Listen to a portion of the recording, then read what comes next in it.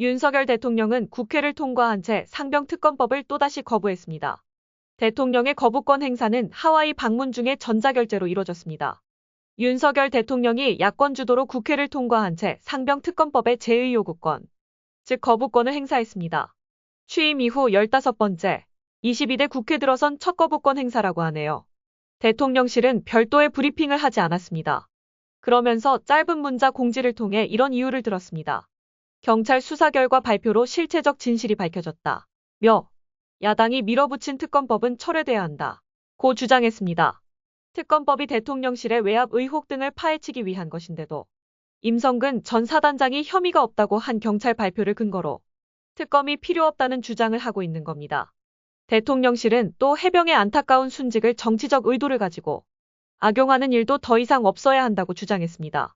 6개 야당은 국회에서 규탄 대회를 열고 즉각 반발했습니다.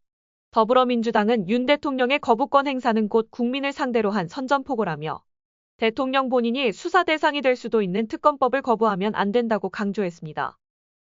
본인과 배우자의 범죄 연루 의혹 은폐하기 위해 사적으로 남용한다면 그 자체로 중대한 헌법과 법률 위반입니다. 조국혁신당은 윤 대통령을 향한 특검법까지 발의하겠다고 나섰습니다.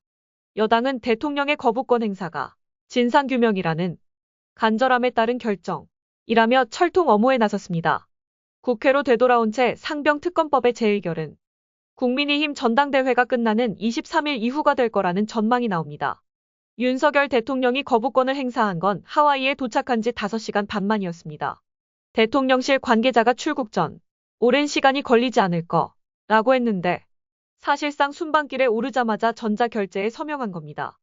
윤석열 대통령과 김건희 여사는 순방 첫 일정으로 6.25 전쟁 참전용사들이 안장된 태평양 국립묘지를 찾았습니다.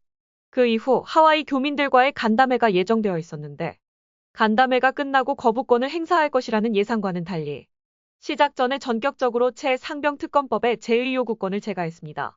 왜 이렇게 빨리 또 거부권을 행사했는지 설명은 없었고 동포 간담회에서는 마이크를 잡았지만 관련된 언급조차 하지 않았습니다.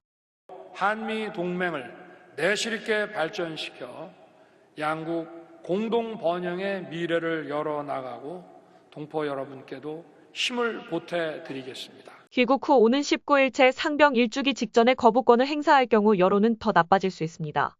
해외 순방 중에 거부권을 털어버리는 게 정치적인 부담이 적다고 판단한 것으로 보입니다. 또 이른바 김건희 여사 문자 공개로 친윤과 반윤의 사활적 계파 갈등이 고조되는 상황에서 시간을 끌어봤자 당내 분란의 소재로만 이용될 수 있다는 우려도 깔린 것으로 분석됩니다. 윤석열 대통령은 우리 시각으로 내일 새벽 인도태평양 사령부를 방문합니다. 윤 대통령은 북핵 위협에 맞서 한미 확장 억제 체제 구축이 현실적 해법이라고 했습니다. 인도태평양 사령부 방문은 한미동맹의 굳건한 결속을 확인하는 자리라는 게 대통령실의 평가입니다.